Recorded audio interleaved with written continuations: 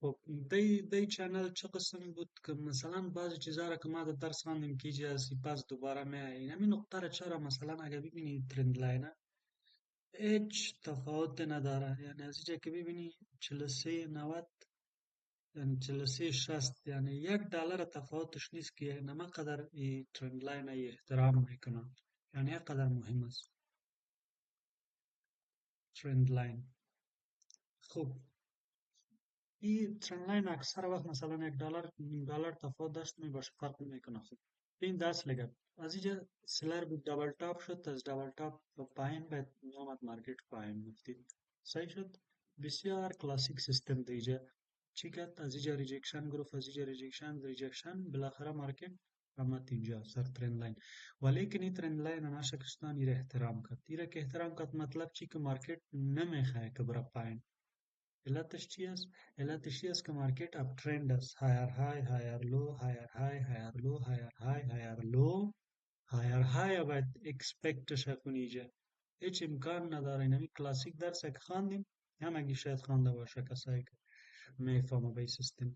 نه هایر های هایر لو هایر های هایر لو هایر های هایر لو، هیچ چیزی مشکلی نیست که مثلا یک جادوگری باشه، هیچ چیزی نیست، آسان است اگر خود بر خود آسانش کنی. این لور لو بخر مپاد، لور لو بخر منتظر که امر کندل برا جور کد، یک کندل دیگر را جور کد، یک کندل دیگر دو کندل سبز که شد بفهم که میره دیگه ای بغل ایجا یک کندل دو کندل از اینجا پیک انورتر هامر کندل جور کد به خاطر از اینکه تا که دیگر انوایت کنه که از اینجا ما میریم پایین.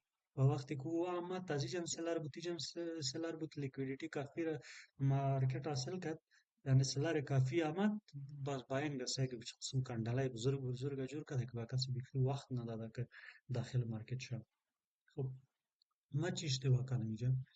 خب صحیح میفهمیدیم که مثلا ما باید این ترند لاین رو تعقیب کنیم، مارکت های است. اشتباهی ما در کجا بود؟ تیره دیدیم که از اینجا ریجکشن گرفت، این صحیح بود که سلر صحیحش بود. سلر صحیحش از این لیکویدیتی را سیف کرد. من فکر کردم که از این لیکویدیتی را سیف کرد باید مارکت برا پایین. از اینجا لور لو را شروع کرد، لور این ماینر زون است که زیاد یک زون ماینر است. ما استفاده از ماینر زون میکنم، از زونای بزرگم استفاده میکنم، برای فرق نمیکنه هر زون ما باید زیاد دقیق مشاهده میکنم، انالایز میکنم. اینجا ما دیدم که لور لو را سعی که از اینجا بالا آمد، لور لو لور های لور لو. ما فکر کردم کنال از اینجا شاید یک کندل دیگه را بزنه، این صاحب کدام لیکویدیتی از دی ترند لاین مارکت باید به طرف پایین. خب مشکل ده کجا بود؟ سه اسی سلینگ زون است، لیکن از اینجا بریک اوت شده بوده، بریک اوت ای ساحه ایجاست. دی دو ساحه ایجا سلر از ضعیفیش نشان میداد، یار دو کندل دوجی که جر دویش بیمانه است سبز شد، دو دانه دوجی ساخت دایرکشن گروه مارکت. ما باید انتر ده کجا میکردم بعد از اینی سلر زونش که بالا میشه دی کندل ما باید انتر میکردم که مثلا این کندل از این به بعد میم دایرکشنش طرف اب بود و اگر مثلا این کار ما میکردم چقدر مفاد میکردم 51 65 50 بگیرمش درست 50 65 چقدر میشه $15، یعنی به نهایت زیاد مفاد میداد اینجا.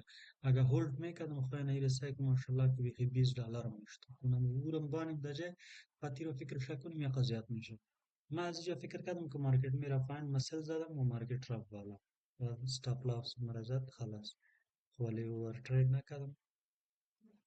اینجا سایکل چقدر واضح مارکت آمد فیک بریک اوت، سایکل بعد از فیک بریک اوت مارکت بسیار اگریسیولی میره به یک طرف، بسیار با تیزی رفت بالا. چی کرد وقتی که بریک اوت میکنه سیستمش رفت آمد که ریال بریک اوت باشه، ریال بریک اوت که میکنه آمد اول خود موافقتش با ایمیش بازو این اینجا که از بریک اوت بریک داون داد، بریک داون که وقت داد پول بک باز هم سایکل باز بریک داون، مثلا اینجا بریک داون یک بریک داون شد پول بک کرد تا اینجا باز مثلا انسان میترسه که باز مثل زیجا واری فیک بریک اوت نشه، بریک داون نشه پس برای تو بالا خود صبر میکردم. مثلا این کندل که جور میشد مطمئن میشد انسان که والا بریک داون شد چینل از شکستان. بعد از این کنم ده اینجا باز یک انتری دیاده بود که انتری بیاده 63 اینجا اینجا $14 $15